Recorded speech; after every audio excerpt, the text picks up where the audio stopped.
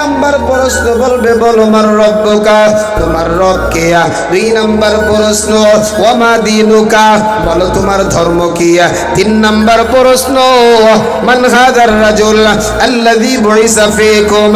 3 number প্রশ্ন রে যুবক, ডাক দিয়া ফেরেশতারা বলবে, আবার মায়ার নবীরে দেখাইয়া বলবে, এই মানুষটারে তোমাদের কাছে পাঠানো হয়েছিল, একটু বলো বলো এই লোকটা কে।